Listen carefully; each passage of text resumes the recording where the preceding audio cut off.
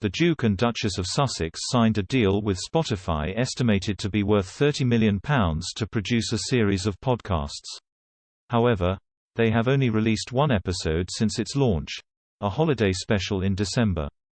The episode featured several celebrity guests including James Corden, Deepak Chopra, Sir Elton John, Tyler Perry, George the Poet and Stacey Abrams. Each person reflected on 2020 as a year, what they learned, how to explain the pandemic's social impact to future generations, and what gives them hope. It also featured some sweet moments with little Archie and between the couple, including one moment in the trailer when the couple sang a tune and giggled. Pod Save the Queen is a weekly podcast hosted by Ann Gripper and features Daily Mirror royal editor Russell Myers.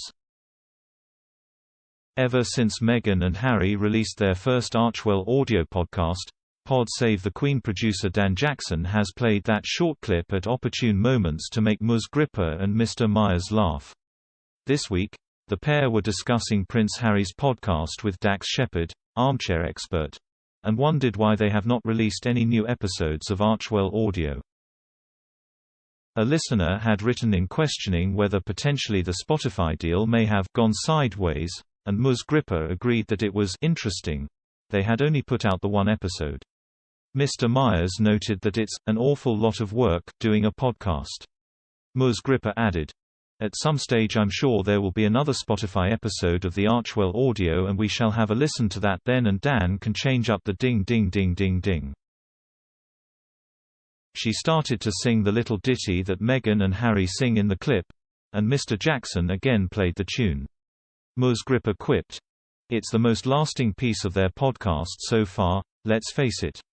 At the time the episode was released, Mr. Myers noted that there wasn't anything particularly groundbreaking in it. He even argued that they are going to have to provide something meatier, because Spotify will want its pound of flesh for such a large amount of money. He said, "I don't think they'll just give tens of millions of pounds to Harry and Meghan to just church out podcasts like we heard on the pilot episode recently. As nice as it was, I don't think it's breaking any new ground. And certainly the money that is being given to Harry and Meghan, they are going to presumably want him to do something a bit meatier."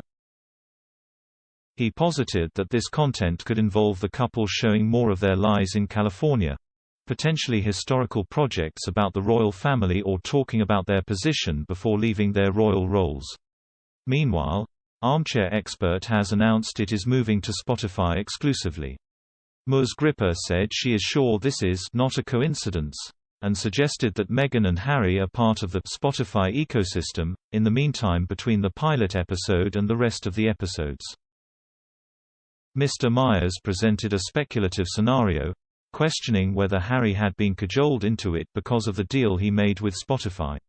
He said, "On that point, let's just say it's part of the Spotify ecosystem and he's been, listen, nudge nudge, we've paid you a load of money so you've got to jump on this now and we need it to really kick off and get some good coverage, so we need you to speak about your torment and your mother's death.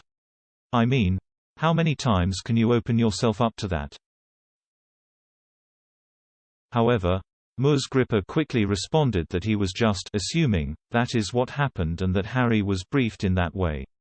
Mr. Myers then acknowledged that it was a purely made-up scenario. That said, Ms. Gripper noted it was likely that Spotify made it easier for Armchair Expert to be connected to Harry, and for them to be chosen as the vehicle to help promote the Duke of Sussex's Apple TV Plus series and his mental health crusade more generally.